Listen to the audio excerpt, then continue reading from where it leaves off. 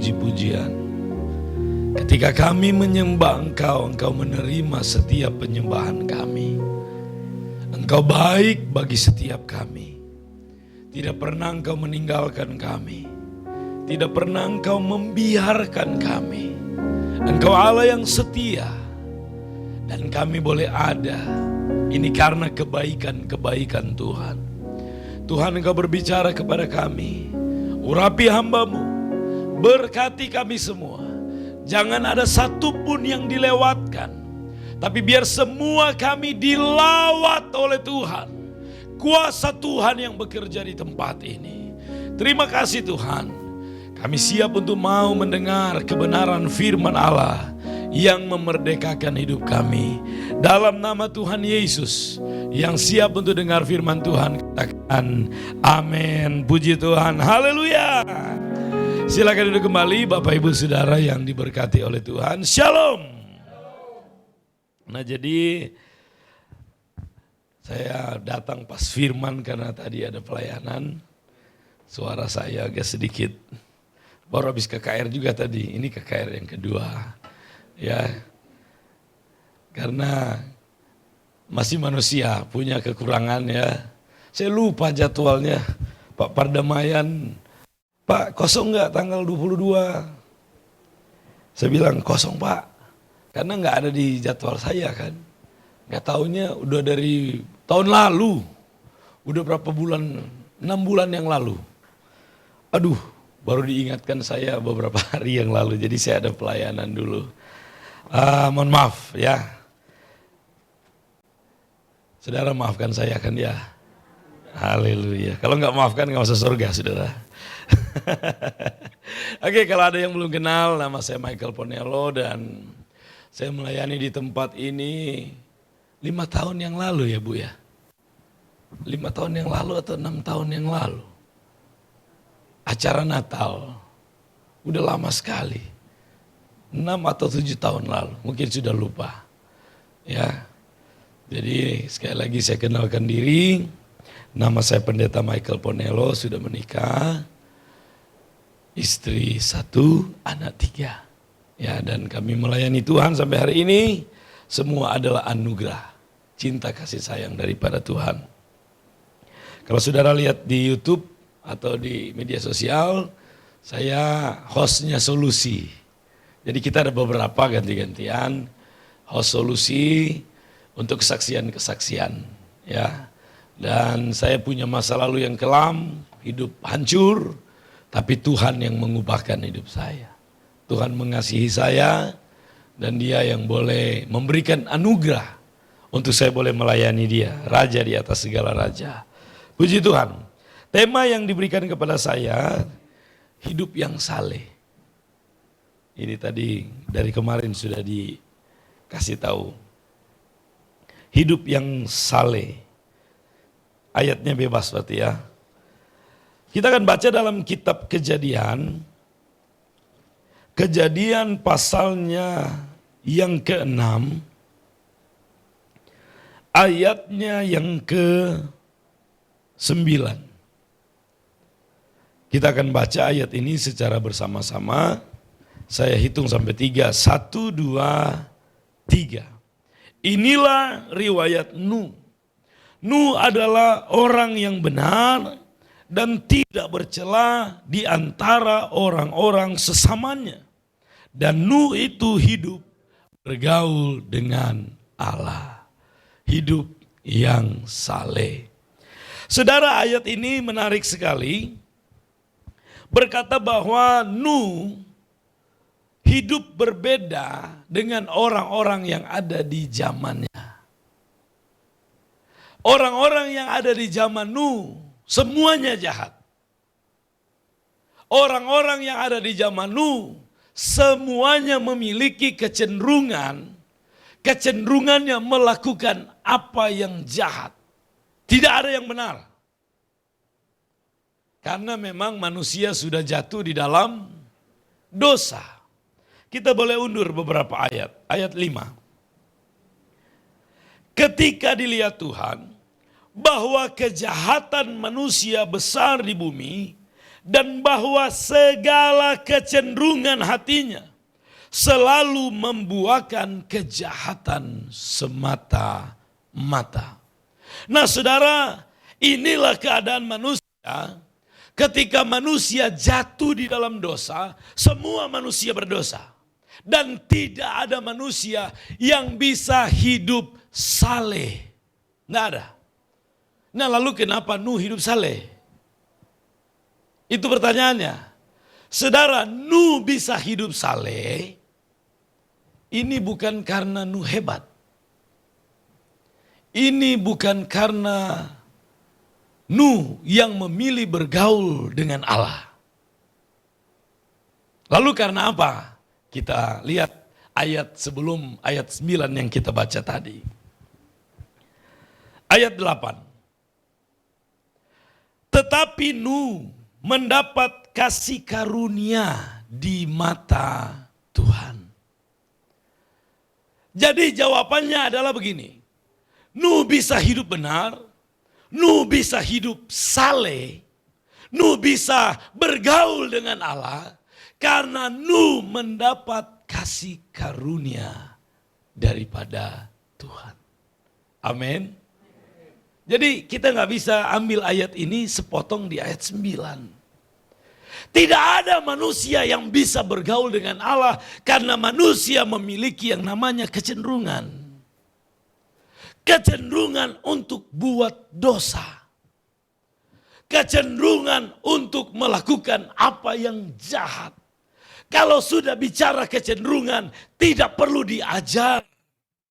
Kalau sudah bicara kecenderungan, itu dengan sendirinya akan ada di dalam sifat manusia. Saya punya anak yang paling kecil. Tidak pernah saya ajar dia bohong. Saya sudah hamba Tuhan, gembala, istri saya juga pendeta. Saya mengajarkan hal-hal yang baik. Dari dalam kandungan aja udah mulai diberkati. Anak ini bertumbuhnya, ibunya suka doa. Ikut ibadah, hampir setiap hari ibadah. Hampir setiap hari. Ada ibadah komunitas, ada ibadah rumah ke rumah jemaat, ada rayon A, B, C, dan sebagainya.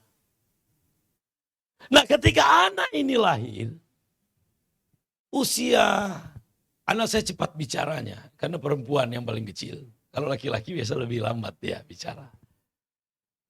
Usia 3 tahun. Ya.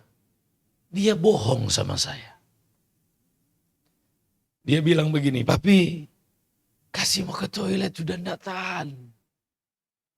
Saya lagi makan. Minta tolong mami, papi lagi makan." Maminya lagi nada. Maminya lagi pergi ke pasar.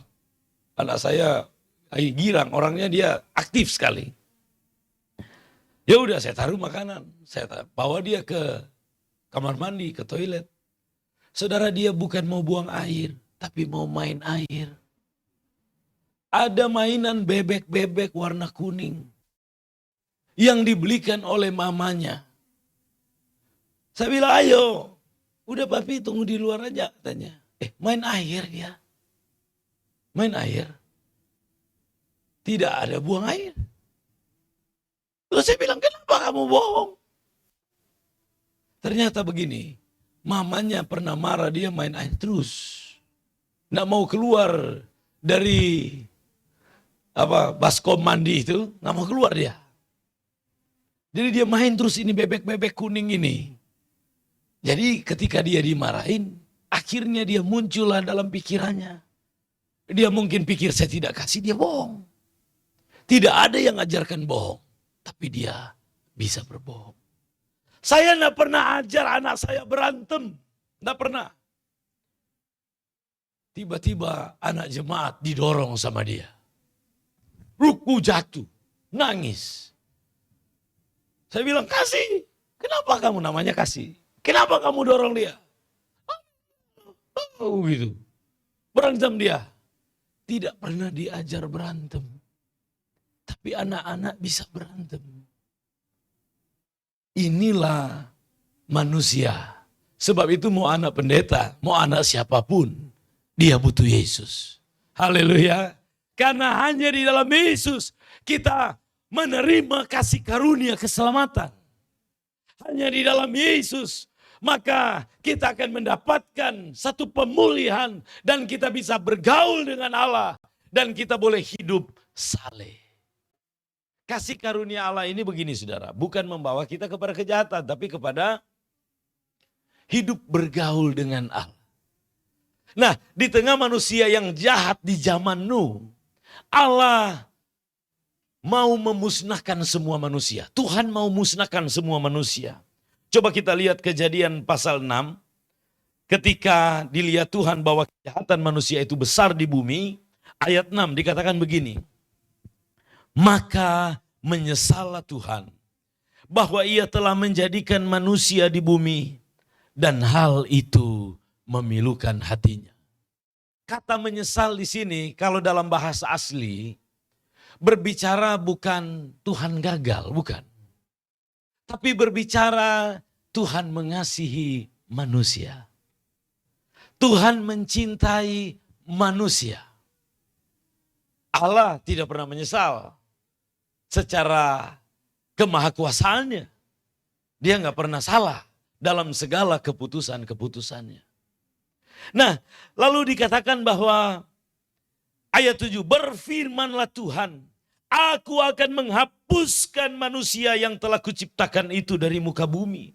Baik manusia maupun hewan, dan binatang-binatang melata, dan burung-burung di udara. Sebab aku menyesal bahwa aku telah menjadikan mereka. Tuhan mau musnahkan nih semua manusia. Kalau dilihat Tuhan, apakah Nuh tidak ada dosa? Apakah Nuh tidak bersalah? Ada dosanya. Tapi Allah memberikan kasih karunia kepada Nuh. Tuhan memberikan kasih karunia. Sebab itu Nuh ketika air bah itu surut, Nuh mabuk. Dia yang pertama bikin wine. Dia mabuk, lalu akhirnya karena dia mabuk tidak sadar diri. Lalu dia akhirnya tidak berpakaian dan kutuk kembali diberikan kepada anak daripada Nuh, diberikan kepada Ham. Ini keadaan manusia. Dosa tetap ada, saudara. Tetap ada, nggak hilang.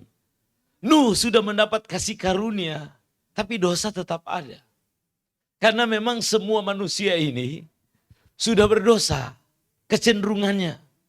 Makanya kalau saya mau tanya di sini, ada enggak yang nggak pernah bikin dosa?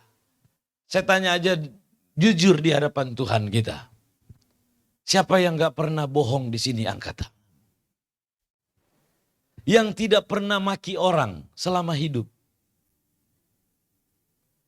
Apakah ada? Nah, pertanyaannya begini. Apakah Tuhan menciptakan kita untuk maki orang? Tidak.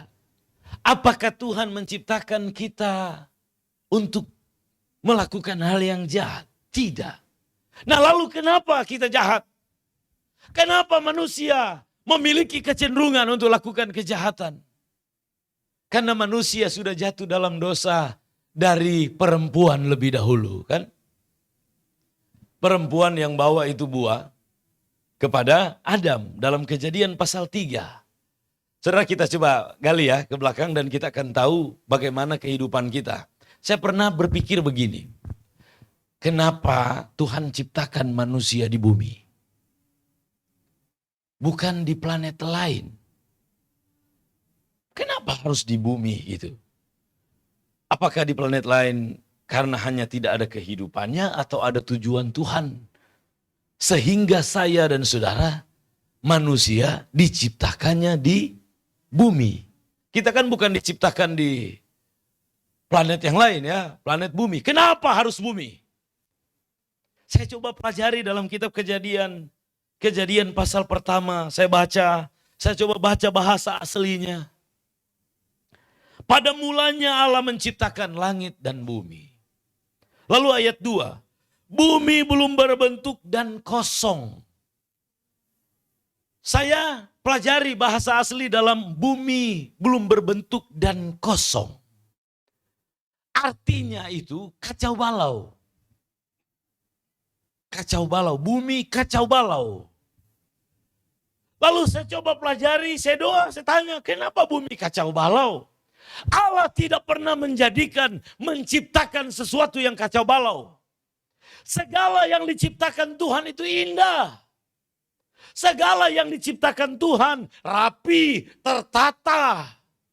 Tidak ada yang kacau balau. Kenapa bumi kacau balau? Ternyata saudara, jauh sebelum manusia diciptakan, iblis ini dijatuhkannya di bumi. Ya. Kalau kita boleh lihat bagaimana pernyataan Tuhan dalam Yesaya, memang ditujukan kepada Raja Babel, tapi ini adalah satu pernyataan yang luar biasa yang pernah terjadi, dan di sana ada kata Lucifernya, di mana dikatakan bahwa Lucifer dijatuhkan di bumi dan pengikut-pengikutnya. Kita baca Yesaya pasal yang ke-14.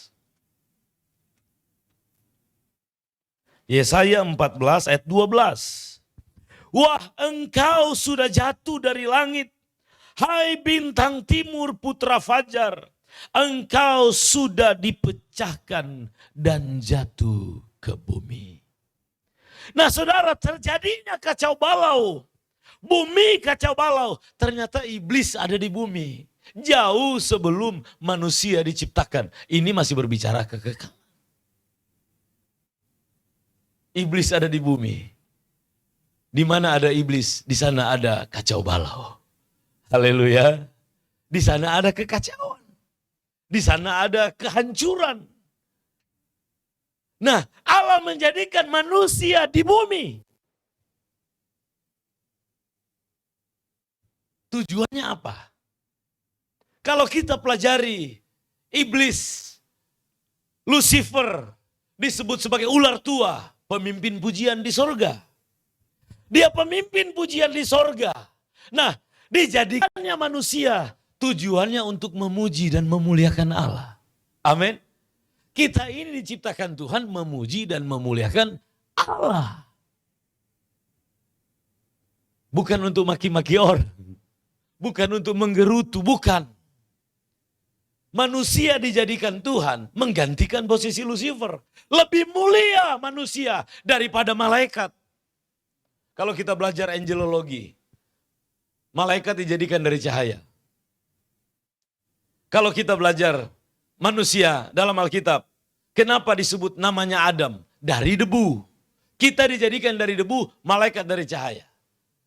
Tapi malaikat tidak dihembuskan nafas Allah. Roh Allah tidak dihembuskan. Kalau malaikat, kalau manusia, dia menghembuskan rohnya. Haleluya. Manusia kita ini ada roh. Allah menghembuskan, maka hiduplah manusia.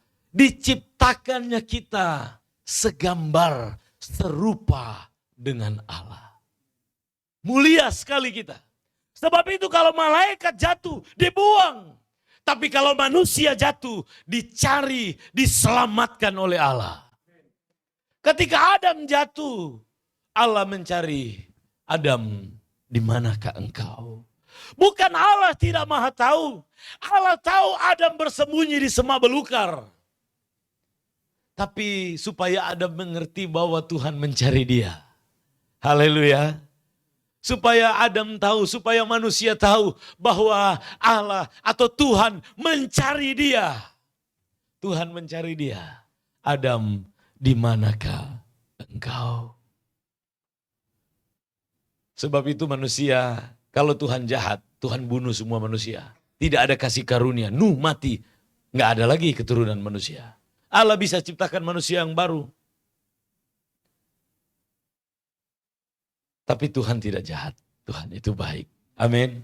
Haleluya. Nah, kejatuhan manusia awal mula dari masalah. Tuhan gak ciptakan kita untuk ada di dalam masalah. Tuhan gak ciptakan manusia untuk menderita. Tuhan gak ciptakan manusia untuk stres. Bukan, itu bukan tujuan Tuhan. Tuhan menjadikan manusia hari ke-6, segalanya sudah disediakan. Kita hanya menikmati. Amin. Dan tujuan kita hanya untuk memuliakan Dia, meninggikan Dia di dalam kesempurnaan Adam. Tuhan lihat Adam tidak baik seorang diri. Dijadikan seorang perempuan. Untuk apa? Sebagai penolong. Haleluya. Coba kita baca ya. Saya tidak tahu berapa waktu saya, 45 menit. Atau 1 jam. Haleluya. Coba kita baca Kejadian pasalnya yang kedua. Kejadian pasal 2. Ayatnya yang ke-21. Lalu Tuhan Allah membuat manusia itu tidur nyenyak. Ketika ia tidur, Tuhan Allah mengambil salah satu rusuk daripadanya, lalu menutup tempat itu dengan daging. Dan dari rusuk yang diambil Tuhan Allah dari manusia itu, dibangunnyalah seorang perempuan, lalu dibawanya kepada manusia itu. Nah, tujuan dijadikan perempuan, ayat 18. Tuhan Allah berfirman, tidak baik kalau manusia itu seorang diri saja. Aku akan menjadikan apa? Penolong baginya yang sepadan. Yang sepadan itu cocok. Jadi tujuan wanita ada sebagai penolong. Amin. Nah, ketika dijadikan dari tulang rusuk, coba kita lihat reaksi daripada Adam ini. Ayat 21. Lalu berkatalah manusia itu, inilah dia, tulang dari tulangku, daging dari dagingku. Ia akan dinamai apa? Ia akan dinamai perempuan sebab ia diambil dari laki-laki. Apa namanya? Perempuan. Bukan Hawa namanya. Namanya perempuan, itu nama pertama. Tapi Adam mengganti namanya, nanti kita akan lihat. Bahasa nah inilah dia dalam ayat 23 ini ekspektasi besar, kegembiraan, kebahagiaan dari Adam. Jadi Adam ketika lihat ini perempuan dari tulang rusuknya, Adam bilang, inilah dia. Inilah dia itu adalah ungkapan kebahagiaan Adam yang luar biasa. Kayak kita punya satu keinginan, pergumulan misalnya, saya pengen banget punya mobil. Tapi seperti nggak bisa saya dapat.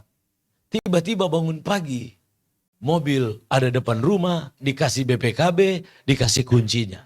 Reaksi saya bagaimana? Kalau saudara dapat surprise gimana reaksinya?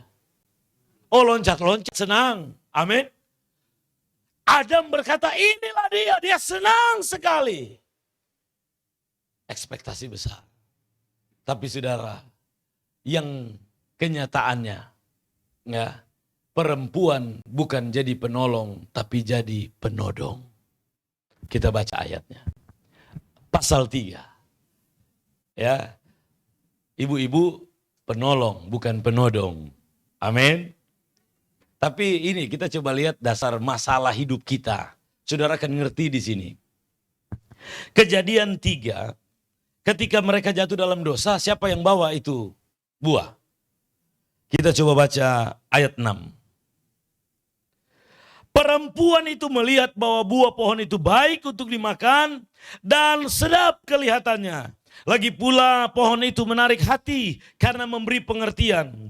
Lalu ia mengambil dari buahnya dan dimakannya. Dan diberikan juga kepada suaminya yang bersama-sama dengan dia. Dan suaminya pun memakannya.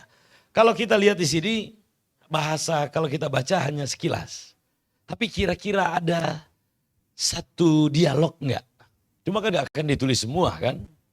Ketika perempuan ini bawa ini buah, Adam mungkin bilang begini, ini buah apa? Ini buah pengetahuan yang baik dan yang jahat yang Tuhan larang. Kita tidak boleh makan. Ini perempuan bilang, saya sudah makan. Saya sudah makan. Adam bilang, nanti kita mati. Saya sudah makan, kita akan jadi sama seperti Allah. Padahal sudah sama diciptakan segambar. Tapi Tapi iblis kan tujuannya menipu. Lalu perempuan ini bilang, saya sudah makan, makanlah sayang. Kalau kita mati, mati bersama. Inilah Romeo and Juliet pertama kali. Kalau mau, kan ada berpikir, kalau saya nggak makan, kau mati, saya sendiri lagi. Ya sudah, baiklah sayangku, kita makan bersama. Nah, ketika mereka makan, mereka melanggar hukum Allah. Dosa artinya adalah tidak sesuai dengan tujuan Allah. Tidak sesuai dengan sasaran Allah. Allah tidak mau mereka makan buah itu agar supaya mereka tidak memiliki kecenderungan untuk terus melakukan yang jahat. Tapi lihat, ada akibat, ada konsekuensi. Ketika mereka makan buah itu ada penghukuman. Kita baca dengan secara cepat saja ya. Nah, kita baca ayatnya yang ke-14. Lalu berfirmanlah Tuhan Allah kepada ular itu. Nah ini hukuman ya kepada ular. Ayat 15 kepada perempuan. Aku akan mengadakan permusuhan antara engkau dan perempuan ini. Antara keturunanmu dan keturunannya. Baru ayat 16. Firmannya kepada perempuan itu. Susah payahmu waktu mengandung akan kubuat sangat banyak. Dengan kesakitan engkau akan melahirkan anakmu. Namun engkau akan berahi kepada suamimu. Dan ia akan berkuasa atasmu. Jadi yang berkuasa suami kan. Ini akibat daripada ketika perempuan ini yang lebih dulu jatuh dalam dosa lalu memberikan kepada suaminya. Ayat 17. Lalu firmannya kepada manusia itu. Karena engkau mendengar perkataan istrimu dan memakan dari buah pohon yang telah kuperintahkan kepadamu. Jangan makan daripadanya. Maka terkutuklah tanah karena engkau. Dengan bersusah payah engkau akan mencari rezekimu dan tanah seumur hidupmu.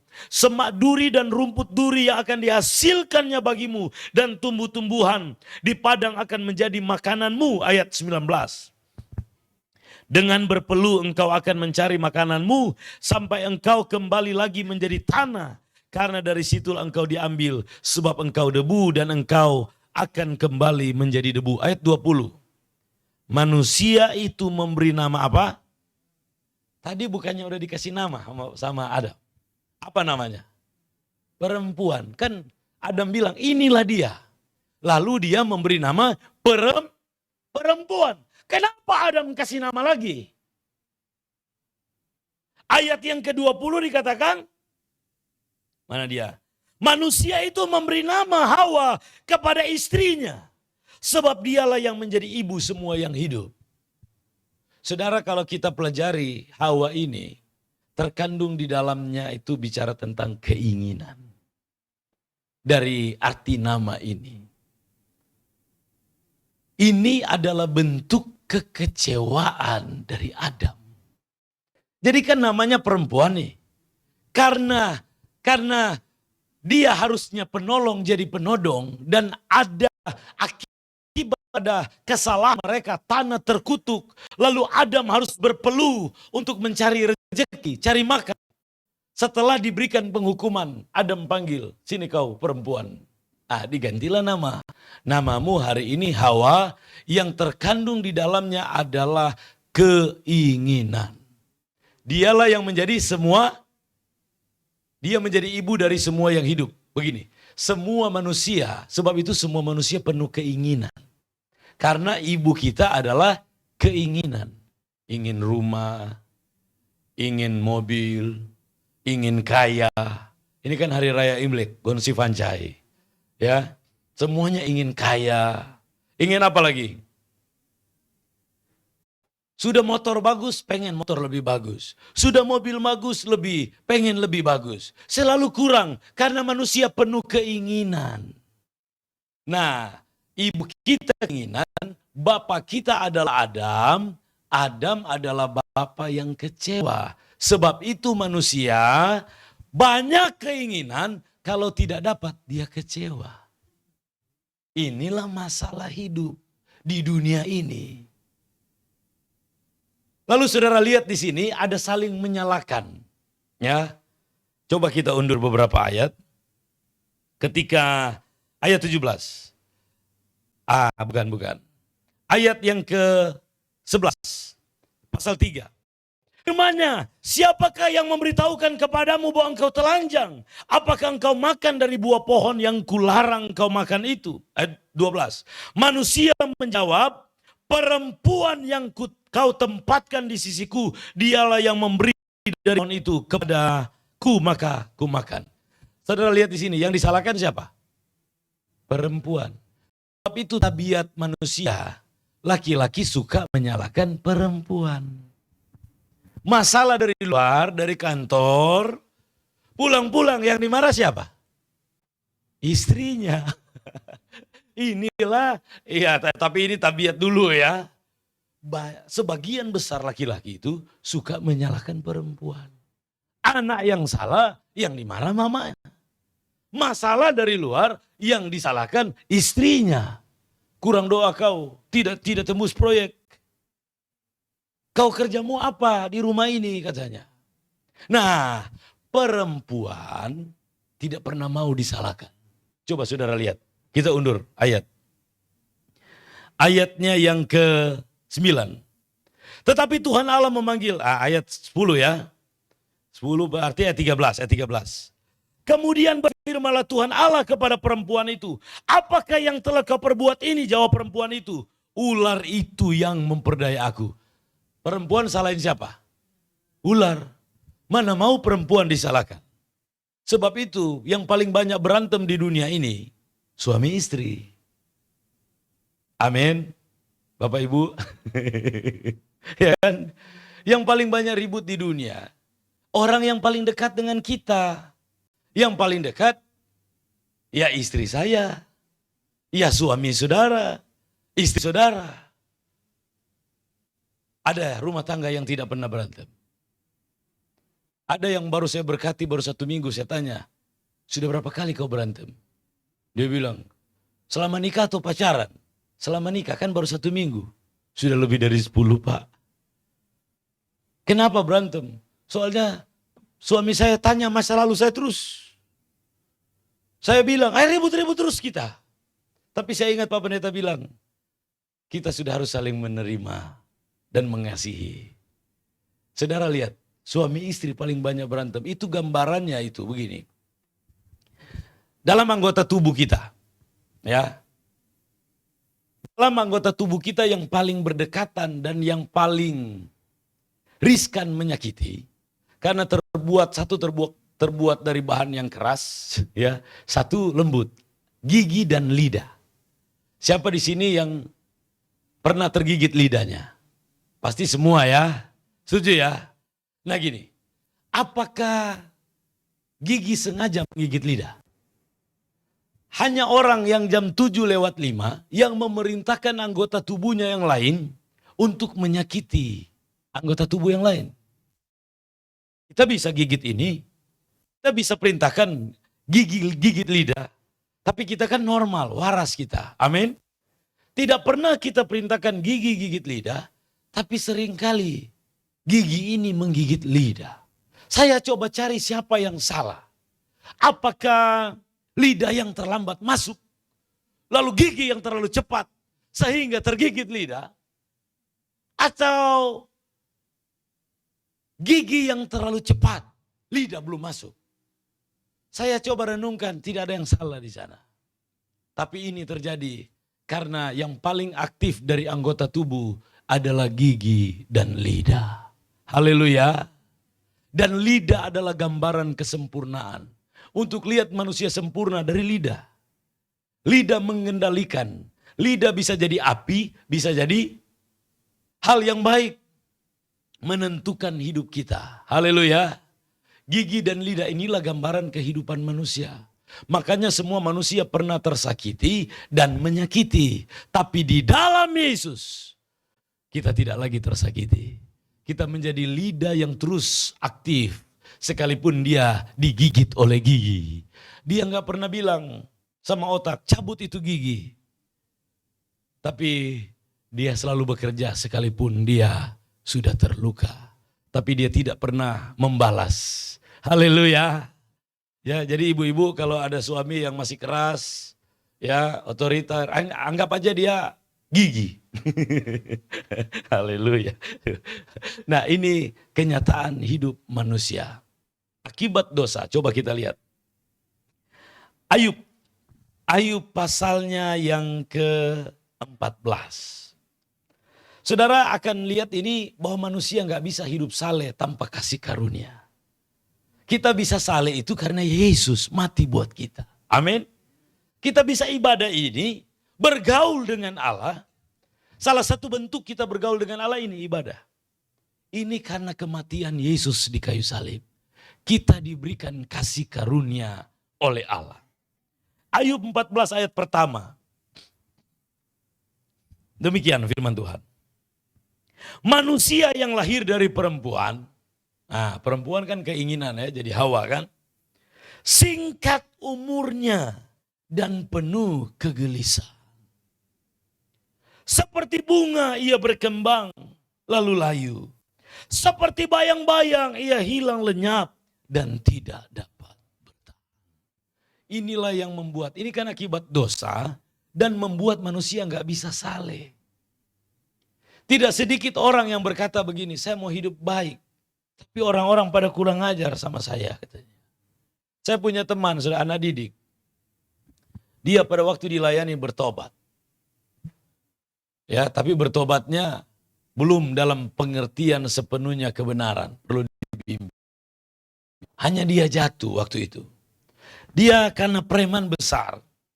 Dia bawa Alkitab, mau ibadah. Waktu dia lewat teman-temannya lagi minum. Wih, ibadah. Dia kan preman, iyalah kita udah harus bertobat. Teman-temannya bilang, kenapa? Takut dibunuh. Terus ibadah katanya. Takut mati. Terus ibadah. Dasar penakut. Ih, ngomong begitu sama dia. Dunia jahat, saudara. Tapi dia belum mengerti firman. Dia gak jadi ibadah. Dia taruh Alkitab. Dia ambil parang. Orangnya dibacok. Tangannya hampir putus. Ini kisah nyata, saudara. Ketika dia mau hidup saleh. Dunia yang jahat. Dan pikirannya yang belum mengerti tentang kasih karunia. Dia membalas kejahatan dengan kejahatan. Tapi berjalannya waktu. Sekarang dia mengerti kasih karunia. Saya yang akhirnya dia dibaptis. Saya yang baptis orangnya. Itu anugerah dari Tuhan. Dan saya selalu latih. Jangan lagi balas jahat dengan jahat. Kalau kita mengerti kasih karunia. Kita akan hidup saleh. Hidup saleh bergaul dengan Allah. Kita gak akan balas lagi jahat dengan jahat. Kalau orang sakiti kita. Kita hanya menyerahkan itu kepada Tuhan. Kita memberkati. Haleluya. Tapi pernah saudara, saya ada acara dialog lintas agama. Saya mewakili Kristen. Lalu membahas pada waktu itu, ini di Surabaya saudara. Membahas waktu itu tentang Natal. Dan ajaran. Ditanyalah sama saya. Pendeta, saya mau tanya. Ini ajaran Yesus ini adalah ajaran kebodohan menurut saya. Dia ngomong begitu sama saya. Saya bilang, kenapa Pak kebodohan? Masa Tuhan Yesus bilang kalau ditampar pipi kanan, kasih pipi kiri. Itu kan kebodohan. Gereja dibakar. Semuanya disuruh memberkati. Tidak boleh mengutuk, mengecam boleh. Dan tidak boleh balas. Oh kalau kami Pak, kalau ada yang sentuh kami, perang. Itu ajaran kami. Tapi ajaran Yesus kebodohan. Apa benar Pak? Apa tanggapan Bapak mengenai ajaran ini? Oh dia tanya sama saya. Saya bilang ini ajaran kebenaran, bukan kebodohan. Ini ajaran berbicara kasih karunia Allah dalam hidup kita, anak-anaknya, orang-orang yang menjadi pengikut Yesus yang percaya. Oh begitu. Kalau Bapak bilang ini ajaran kebenaran, saya mau coba. Dia pengen tampar saya. Saya mau tampar Bapak. Saya bilang, boleh. Tapi Bapak dengar dulu. Kita tidak boleh balas. Kejahatan disuruh balas dengan kebaikan. Itu ajaran Yesus. Tapi ada ayat firman Tuhan bilang, pembalasan adalah hakku. Akulah yang menuntut balas. Di mana ada gereja dibakar, di sana akan terjadi sesuatu pembalasan Tuhan. Ada malapetaka, ada bencana, dan ada sesuatu tragedi yang akan terjadi. Kalau Bapak aniaya kami, Tuhan yang akan balas. Bapak boleh tampar pipi kanan, pipi kiri saya kasih. Tapi Tuhan yang akan balas, Tuhan yang akan tampar Bapak. Kalau Bapak mau tampar, silakan Pak. Dia bilang, oh kalau begitu tidak jadi. Takut dia. Saudara gini, kasih karunia Allah di dalam Kristus membawa kita untuk hidup saleh. Amin. Saya saudara ini mantan preman, penjahat. Saya hidup di dunia preman, tapi saya nggak banggakan masa lalu. Itu sampah.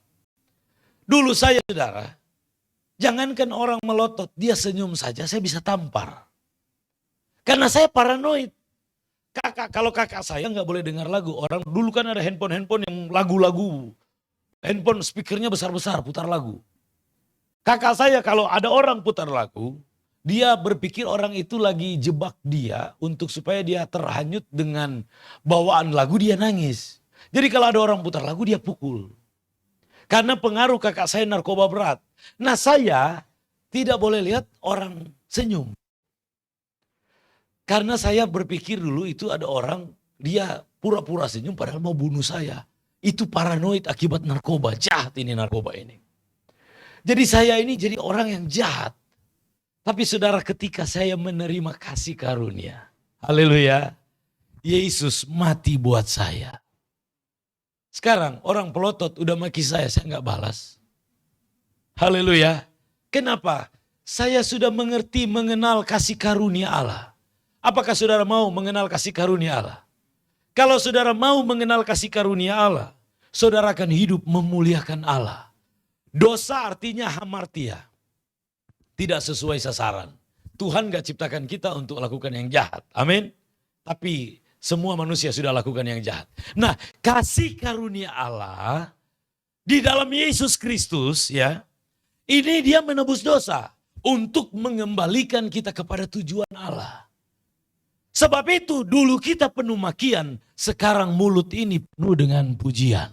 Amin. Kita kan menyanyi, mulutku penuh dengan pujian kepadamu ya Yesus Tuhan. Kalau dulu penuh makian, tapi terjadinya perpindahan karena kita mengenal dan kita menerima kasih karunia. Haleluya. Jadi kasih karunia ini membawa kita hidup saleh. Membawa kita untuk hidup benar. Coba ini bagian terakhir saja. Saya khotbah udah panjang ini. Masih semangat ya? Boleh bertepuk tangan dulu buat Tuhan. Haleluya. Coba kita lihat Roma pasal 3. Ini keadaan manusia. Ya. Roma 3 ayat 10. Seperti ada tertulis dia yang benar seorang pun tidak. Jadi gini, tidak ada manusia yang bisa saleh tanpa kasih karunia Allah. Amin. Tuhan kasih perumpamaan. Ada orang Farisi datang di bait Allah lalu dia berkata, Tuhan, aku bersyukur. Aku tidak sama dengan orang lain. Aku bukan perampok. Aku bukan pezina. Aku bukan orang lalim.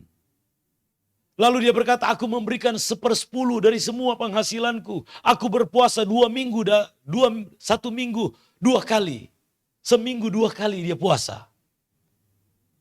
Tapi saudara, dia tidak dibenarkan oleh Allah. Amin. Kenapa? Karena kebenaran manusia, Yesaya bilang, seperti kain lara. Kain lara ini, kain yang dipakai untuk membersihkan kusta. Karena manusia di dalam kebaikan ada kejahatan. Karena manusia itu ada kepentingan sendiri dalam dirinya. Modusnya yang paling banyak. Tidak ada manusia yang bisa dibenarkan oleh perbuatannya sendiri. Sebab itu orang yang berdosa datang jauh-jauh memukul diri dan berkata, aku berdosa Tuhan. Tuhan katakan yang dibenarkan yang orang berdosa. Tapi orang yang merasa benar tidak dibenarkan. Karena manusia hanya bisa dibenarkan oleh karena kasih karunia. Kita lihat ya. Tidak ada seorang pun yang benar. Tidak ada seorang pun yang berakal budi. Tidak ada seorang pun yang mencari Allah. Tidak ada, semua orang telah menyeleweng. Mereka semua tidak berguna, tidak ada yang berbuat baik, seorang pun tidak. Saudara pakai pandangan ini. Kalau saudara melayani Tuhan, itu bukan karena Tuhan itu kurang. Saya dapat pengertian dalam kasih karunia ini begini. Karena banyak orang datang sama saya, anak-anak rohani. Dia kan gak ngerti kasih karunia. Pak, dia panggil saya Papa. Pak, saya mau bantu pelayanan Papa. Oh, ini bukan pelayanan saya. Oh, saya mau bantu pelayanan Tuhan. Saya mau bantu Tuhan. Saya bilang, emang Tuhan perlu dibantu? Di dalam kemahakuasaannya, apakah dia perlu dibantu? Kalau dia dilayani, apakah dia kurang sesuatu? Apakah dia miskin? Dia bilang tidak. Lalu saya katakan, kenapa kamu mau bantu Tuhan? Oh, saya kan Pak mau melayani. Saya katakan kepada dia begini. Dalam pengertian kasih karunia pelayanan untuk hidup saleh begini. Ketika kamu melayani, bukan kamu bantu Tuhan, tapi Tuhan bantu kamu. Amin. Ya saudara, perhatikan ini. Kalau kita melayani, Tuhan bantu kita. Haleluya. Ternyata di dalam pelayanan, ketika saya melayani, saya semakin hari semakin kuat. Saya semakin hari semakin diberkati. Saya semakin hari, saya makin mengerti rancangan Allah. Ternyata pelayanan bukan saya tolong Tuhan, tapi Tuhan sedang tolong saya.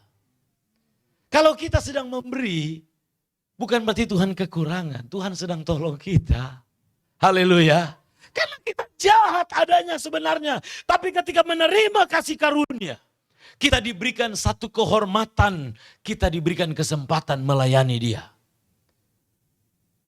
Kalau Tuhan melayani sendiri bisa gak? Bisa. Dia gak butuh manusia. Dia punya malaikat juga. Ada pelayanan malaikat. Tapi Tuhan, dia mau kita menjadi orang berguna. Dia menolong kita. Sebab itu dia berikan kesempatan kepada kita untuk melayani. Saudara, dalam pelayanan, ini semua karena kasih karunia. Kalau saudara bisa memberi, kasih karunia. Kalau saudara bisa melayani, kasih karunia. Pelayanan ini menolong setiap kita semakin dewasa. Amin. Kalau kita baca terus ini dosa dan dosa. Bagaimana manusia berdosa. Langsung kita loncat saja ayat 23. Karena semua manusia, semua orang telah berbuat dosa dan telah kehilangan kemuliaan Allah. Ayat 24. Dan oleh kasih karunia telah dibenarkan. Saudara, telah dibenarkan ini, saudara garis bawahi kata telah. Telah itu sudah. Haleluya. Iblis itu selalu intimidasi kita, bilang kita berdosa supaya terus hidup dalam dosa. Supaya kita gak bergaul dengan Allah. Kita ini telah dibenarkan supaya kita bergaul dengan Allah lalu hidup saleh. Amin. Haleluya. Tuh, telah dibenarkan. Mana tadi? Dengan cuma-cuma karena penebusan dalam Kristus Yesus. Kasih karunia di dalam Yesus membuat kita melayani tanpa pamrih. Kita ini orang saleh semua ini. Amin. Karena apa? Kasih karunia Allah. Kasih karunia bukan bawa orang bikin berbuat dosa. Kalau ada orang mengajar berbuat dosa, itu dari iblis. Karena Tuhan tidak pernah mengajarkan kita untuk berbuat dosa. Haleluya. Nah, kita mengajarkan kasih karunia untuk supaya kita memuliakan Allah. Kalau masih ada dosa, Allah mengampuni kita. Allah menuntun kita. Kita menuju kepada kesempurnaan. Haleluya. Kita belum sempurna, tapi dalam kasih karunia kita sudah sempurna. Dan kita berjalan dalam tuntunan Roh Allah. Amin. Sebab itu kita harus sadar. Saya dan saudara bisa saleh karena kasih karunia. Bukan karena kuat dan gagah kita. Sebab itu kasih karunia menyelamatkan. Kasih karunia memerdekakan. Orang yang mengenal kasih karunia, dia akan hidup benar. Dia akan hidup saleh. Dia akan hidup bergaul dengan Allah. Dia tidak akan pernah tinggalkan persekutuan ibadah. Dia tidak akan pernah untuk melakukan yang jahat. Kalau ada dia lakukan yang jahat, dia akan cepat sadar. Ini tidak Tujuan Allah bukan ini. Tujuan Allah adalah kita menjadi berkat. Di dalam kasih karunia terjadi perpindahan dari gelap dipindahkan ke terang. Dari sistem dunia, sistem kegelapan, disakiti dan menyakiti. Di dalam kasih karunia kita dipindahkan, dipulihkan untuk memulihkan. Diberkati untuk memberkati. Haleluya. Kita bangkit berdiri. Kita angkat satu pujian di hadapan Tuhan. Ku ada sebab anugerah-Mu, ku ada karena kasih-Mu, Tuhan Yesus. Ku berterima kasih buat kasih rahmat-Mu. Terima kasih Yesus, Yesus. Terima kasih atas anugerah-Mu buat hidupku sekarang. Ku kan memuji-Mu selamanya. Kita angkat pujian ini boleh dari awal kembali. Ku ada sebab anugerah-Mu, sebab anugerah-Mu. Kasih karunia Tuhan telah diberikan di dalam Yesus Kristus. Dia mati buat setiap kita. Dia telah mengasihi kita dan telah terbukti cinta kasih-Nya. Dia menyerahkan nyawanya bagi setiap kita. Kasih karunia Tuhan begitu luar biasa. Haleluya, haleluya. Ada sebab anugerah-Mu, ku ada karena kasih-Mu, Tuhan Yesus. Ku berterima kasih buat kasih rahmat-Mu. Kita berterima kasih. Terima kasih Yesus, Yesus. Terima kasih anugerah-Mu buat hidupku sekarang. Ku kan memuji-Mu selamanya. Terima kasih, haleluya. Tuhan Yesus itu baik. Kita boleh hidup saleh, kita boleh hidup benar. Itu karena kasih karunia-Nya. Dialah yang melayakkan, Dialah yang menerima. Oh haleluya, haleluya. Selamanya ku kan memuji-Mu. Selamanya, sekali lagi, ku kan memuji-Mu. Selamanya. Kita berikan tepuk tangan buat Tuhan. Dan saya akan berdoa.